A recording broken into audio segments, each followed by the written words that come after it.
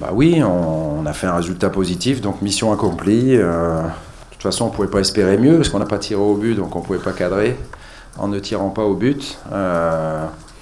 Mais avant de dire ce qu'on aurait pu améliorer ou ce qu'on devra améliorer, et vous l'avez vu de vous-même, bien évidemment qu'il faut mettre en exergue ce qui nous a permis de prendre ce point. L'organisation défensive déjà. Je me souviens de l'occasion peut-être de Cavani sur le centre vers la fin. À part ça, c'était beaucoup de tirs de loin. Ça veut dire que les joueurs ont bien assimilé en très peu de temps un système de jeu que peu ont déjà utilisé ou auquel ils avaient participé. Et ça, c'est une vraie satisfaction. Alors je savais qu'ils seraient à l'écoute, mais en plus, ils sont relativement intelligents pour l'avoir animé de manière efficace. Mais au-delà de ça, moi, ce qui m'a plu, c'est l'esprit d'équipe, l'abnégation, l'entraide, la solidarité, le courage. Voilà, ça, c'est des bases sur lesquelles on va pouvoir construire. Ce soir, on était un peu dans l'urgence. La construction, ça passe par les fondations. Et les fondations, c'était d'être solide. Voilà. Bonsoir, Guy. Bonsoir. Vous avez confié le brassard de capitaine à Bafé ce soir, alors que Lassana était titulaire. Est-ce que vous pouvez nous expliquer votre choix? Est-ce que ça veut dire que Lassana pourrait quitter l'OM plutôt que prévu à l'intersaison, par exemple? Non, bien évidemment que non. Il faut arrêter avec ça. Lassana, il faut le laisser tranquille. Le choix du capitaine Astoir, ce n'est pas un choix définitif. En 2 jours, on ne peut pas savoir qui on va mettre capitaine ou qui je vais mettre capitaine parce que je ne connais pas encore mes hommes. Donc j'apprendrai à les connaître. Moi, ce que je voulais, c'est que Las, il soit tranquille ce soir. Je crois que c'est son 2e match. Il avait repris seulement le dernier. Et qu'il puisse se concentrer voilà, sur son jeu, sur sa reprise, sur sa montée en puissance.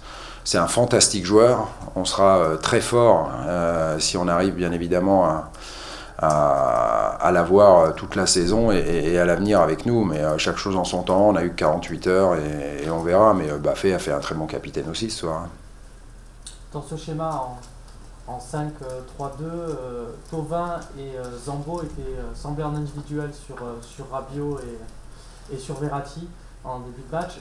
Comment on convainc Florian Thauvin d'être au marquage pendant 90 minutes pas 90, parce qu'au bout de 45 minutes, je l'ai replacé devant, parce que je voulais avoir mes 2 meilleurs joueurs offensifs devant, et puis je pensais qu'effectivement, Flo, il avait fait pas mal d'efforts en première période, et je voulais le décharger un petit peu de ce genre de tâches défensives, surtout que Zinedine est bien rentré, il m'a bien plu, il a été puissant, il a été capable d'amener des situations dangereuses, là où Thiago Silva a sauvé un petit peu sur des centres in extremis, des situations qui auraient pu nous permettre de faire au moins notre premier tir cadré, peut-être le seul but qu'on pouvait espérer ce soir. Mais Flo, il a été bien, il s'est mis au diapason de l'équipe, il a donné de soi-même.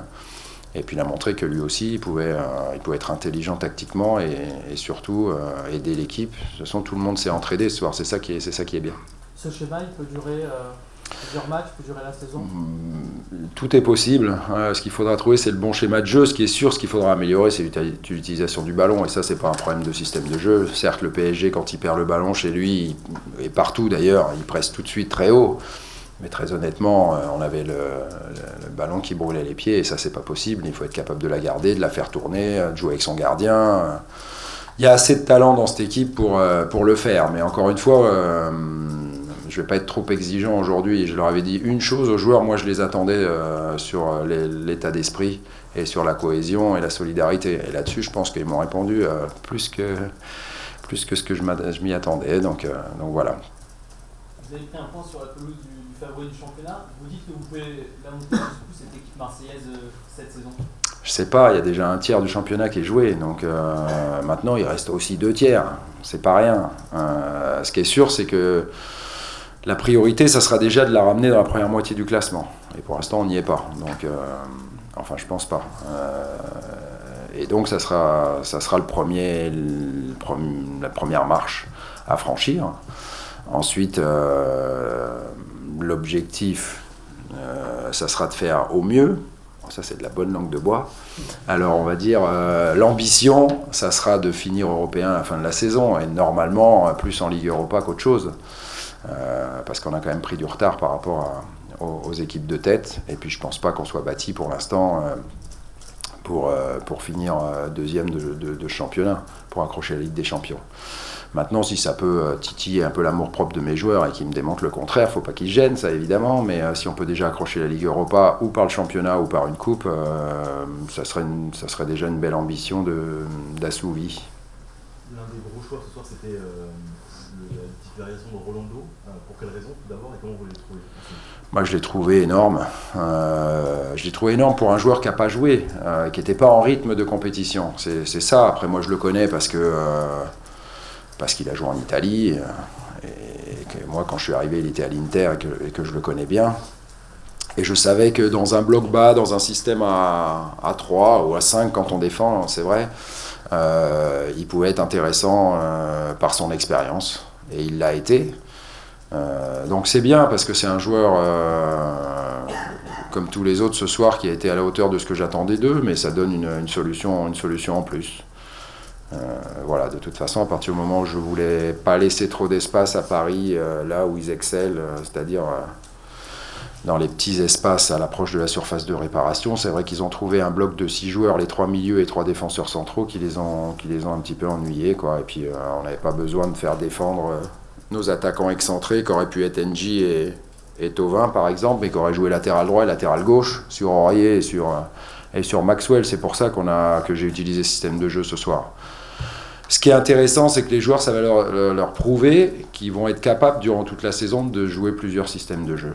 Et ça, je veux qu'ils en soient capables, on le travaillera, parce que ça peut être une force en cours de match ou pour différents matchs comme celui de ce soir par exemple. Ça vous est déjà arrivé quand de vos équipes terminent une rencontre sans tirer?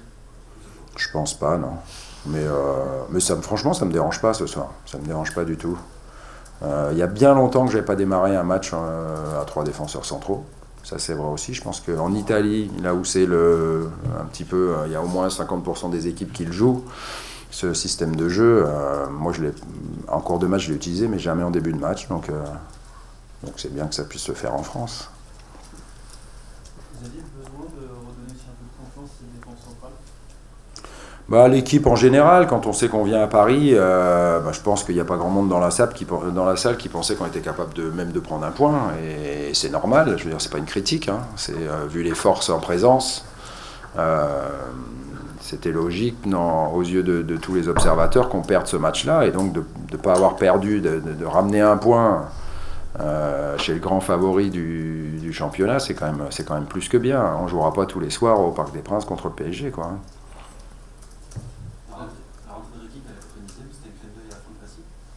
Pourquoi? Ah, je sais pas, non, j'ai pas suivi ça. Non, je trouvais qu'Henri Bédimo avait tellement donné qu'il commençait un peu à souffrir.